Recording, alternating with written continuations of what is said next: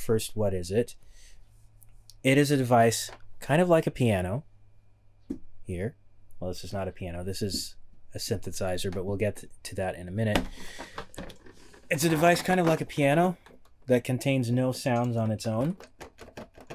This does not have any sounds inside of it. It is much like any peripheral that you would plug into your computer. For example, it's much like this. This is an input device. So that's basically what this is, except it inputs musical notes and it has the controls like a digital piano. This is my controller of choice, the Keystation 61, and I've had this for about 5 years now. So this has been a workhorse, and it was really nice after I had to downgrade from my keyboard. So this is a good controller, solid. This is the Mark II. Right now I believe it's the Mark III that you will find if you go to purchase a Keystation. Over here in front of me, this is another type of controller. Let's get a better look at it. This is in fact a music production synthesizer. This is the MoXF, and I've had this for about 2 years.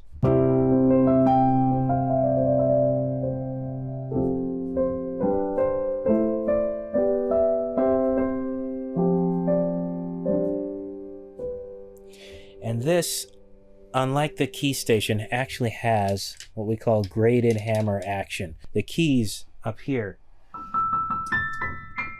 are actually lighter.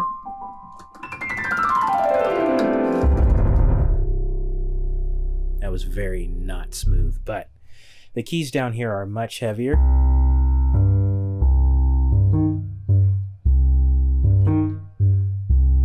And they respond in the way that heavier keys would, and it's really helpful for the bass. Now, as a piano player, this feels good, very good to me. It doesn't feel like a real piano, I won't give it that, but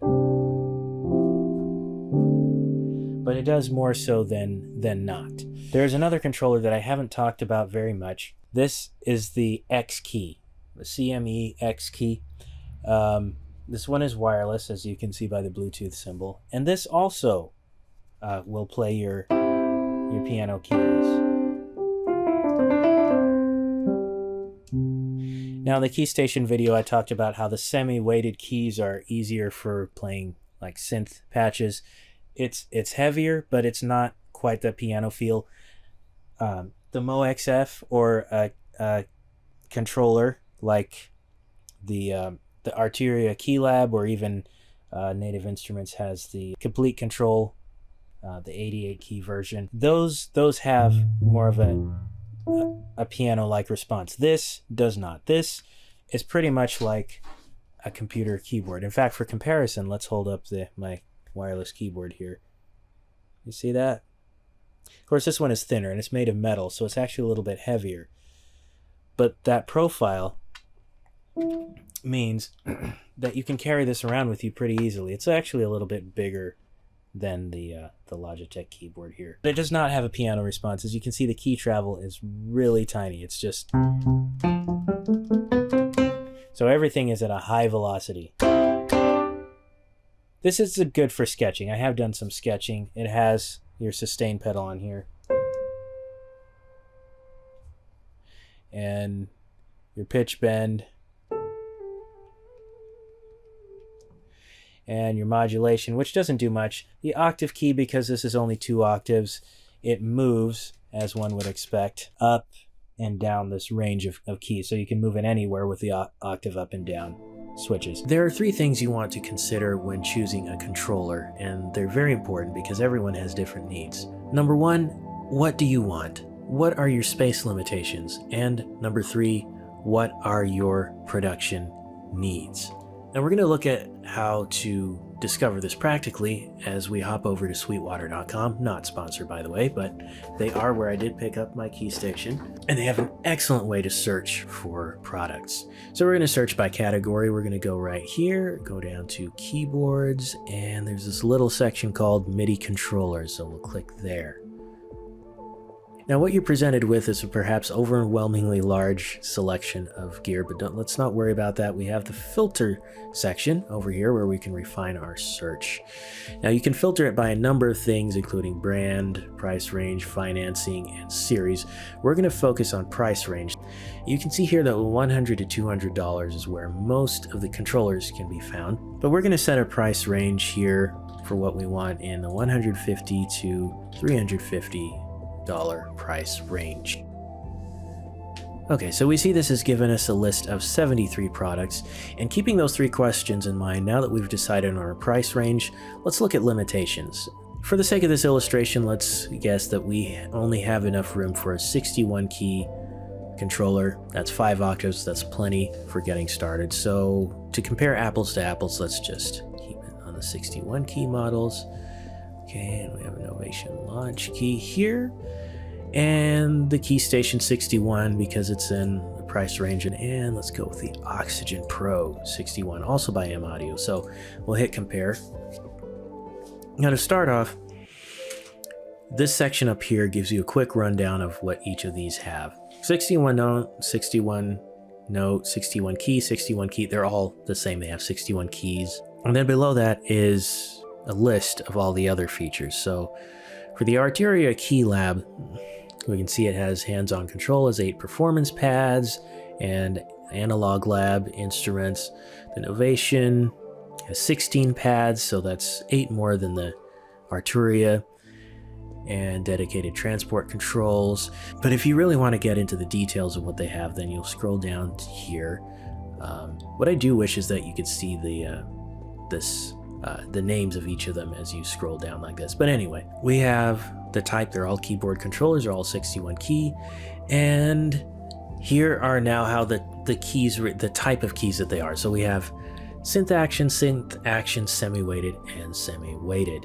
And here's where they start to differ a bit. The Keystation 61 does not have any pads on it. So if you were hoping to, as per your production style, let's say you're a beat maker and you wanted to have pads, the Keystation 61 wouldn't really work for that. Now, I'm thinking, because I'm sort of a hybrid production style, I might want the Oxygen, so I'm going to click on the Oxygen. And then as we go over here, we see the same quick breakdown of the features. And it says here notably that the keys are aftertouch sensitive, which means once you press down on them, there's a little bit more response that you can get. Here we can get a good look at it like this, see all the things. Now, as you scroll down, here are recommended accessories. There's an overview, some helpful videos, everything you need to make music, loaded with smart features that pack everything you need to make music into one powerful package. Now, it's important to note that all the offerings on Sweetwater have this layout, so what we're seeing on this one, we can see on all the others. Okay, talking about the plugins here, and this is another overview with perhaps a little bit more detail. But the really helpful section here is the tech specs. This goes into detail without a lot of words and will really help you choose whether this is right for you or not. So for me, let's see, 61 keys, semi-weighted, yes. Velocity sensitive, yes. Aftertouch is a nice bonus. We have our 16 velocity sensitive pads. We have pitch and modulation wheels, 8 pots and coders. Those are the knobs that you twist back and forth. And then it has 9 faders, which could function as drawbars if you were going to use an organ instrument. They could also be faders for your mixing section. Now let's see if this can be powered by external power. Bus power, cable included. Okay, so that's important because if you did want to use it with something like an iPad, you can't, because iPad doesn't deliver enough power through USB to run this thing. So let's say that I don't want that, so I'm going to go back. So let's run down our selection again. Okay, now let's look and see the power options down here. Power supply, okay, bus powered, and 9-volt DC. So it's looking like the Keystation 61 is more along the lines of what I want if I want to use it with an iPad.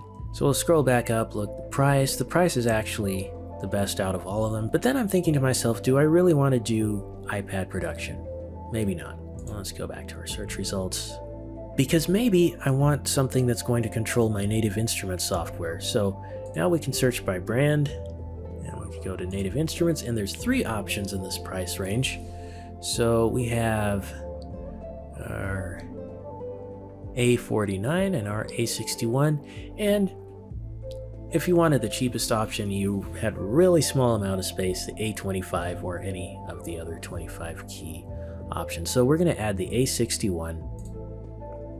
We can only compare 4 products all at a time, so buy oxygen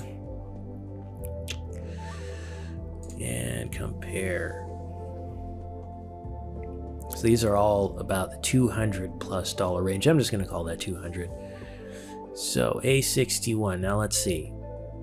Just out of curiosity, USB bus powered. So this is a way that you can apply those 3 questions to help you in your search, and if you keep those 3 in mind, that will help you to find which controller is best for you.